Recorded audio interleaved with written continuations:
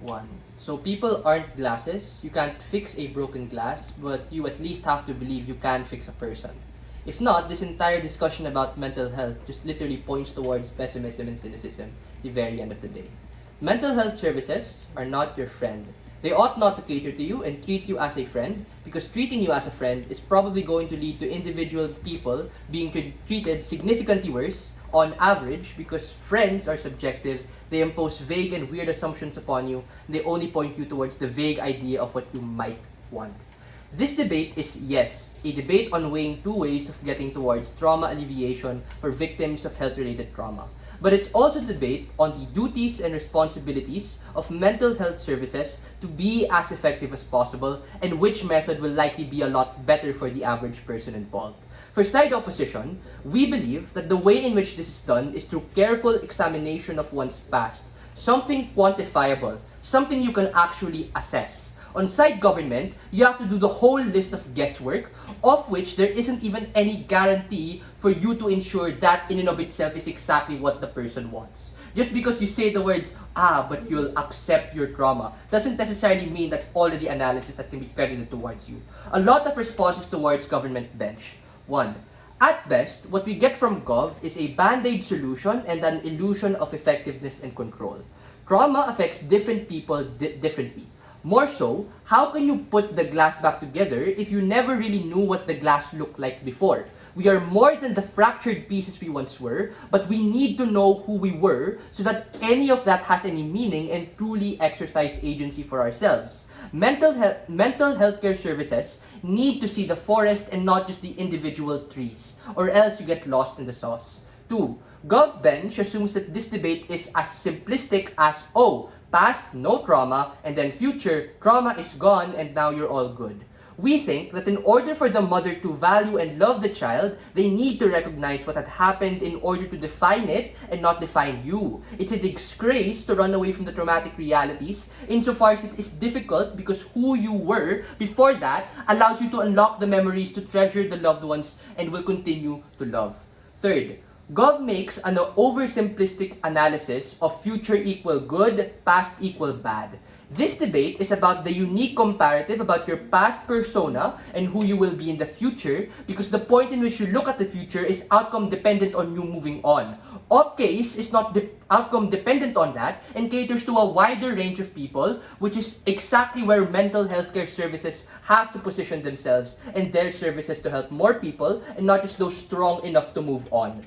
Note, little to no engagement towards what we get from Joseph, as well as a lack of nuance to mental healthcare services as a whole.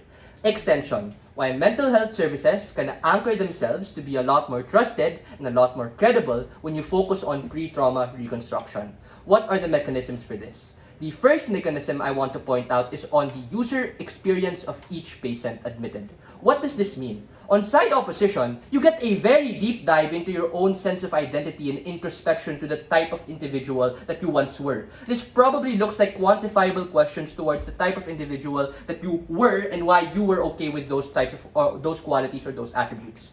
On side Gov, that discussion is subsided because they have to inherently talk about the trauma as a pivot towards you being a new person and prioritize on that trauma quite exclusively. That is to say, your presenting trauma is that important of a thing to change your entire being. Regardless of whether or not that is the case, we question the lens of this being effective insofar as it doesn't actually guide people. Let's take their own example and flip it against them. What do you call the mother of the girl who got raped? You call her a murderer, you call her the mother of a raped child, and you force that narrative to be something that she has to be okay with. That discussion as to what PM and DPM have given stopped there. So comparing these two, right, the anchor point of where mental health starts on side government is in the point of trauma. On side government's world, you necessarily have to equate the person towards the trauma. Why is that comparatively worse? The first is in the vagueness of what mental health services can do for you. Look at the mechanism of Prime Minister. What does it mean to accept trauma? What does it mean to move on? They haven't answered this question. They just presume it's something you can do and be okay with at the end of the day. The second is in the uncertainty of what the end goal will actually be like. This is where I question why our claims are that harmful in the first place, right? If there is anything that is true and real, it's the feeling of these people as to when they were most happy. Gov's perception is something vague. Why is side opposition better? On the user experience, you get a qualitative assessment of where you went wrong and where you went bad. Obviously, it's not just the therapist telling you, hey, you know you got the drug overdose? Maybe go back to the person you were before drugs. No, right? Obviously not. You get to remember what life was like before your trauma was. This is only exclusive on side opposition, given the amount of time prioritizing this allows for deeper discussion as to what my partner has said. Government cannot make this claim exclusive. The second mechanism is, ironically enough, on specific actions you are able to do. On side opposition, there is a very clear pathway towards improvement. The process goes like this, right? So you do your SWOT analysis, you do your own pestle analysis as to what makes you into the person that you were once happy with.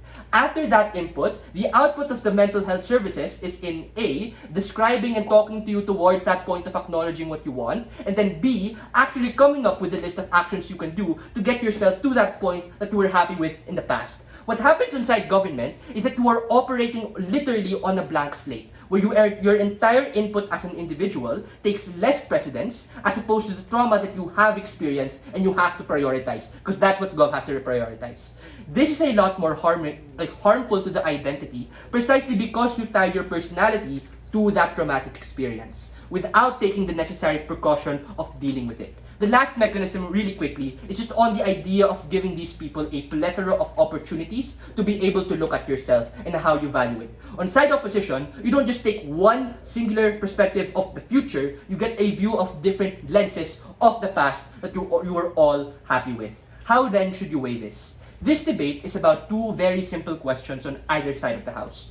Do you want to be the present? Do you want to be the person that you were before the trauma? Probably, right? Because, assumedly you were happy once then, or you had qualities that you were probably want that you want to get back. The second thing is just on how is it better for the mental health services to actually accrue this. We say on side opposition, you give all of those reasons, you give all of those quantifiable, assured metrics to these individual people. Because either, without any of that, you're just literally operating on falseness assumptions and the vague idea of accepting, which you understand is not that simple.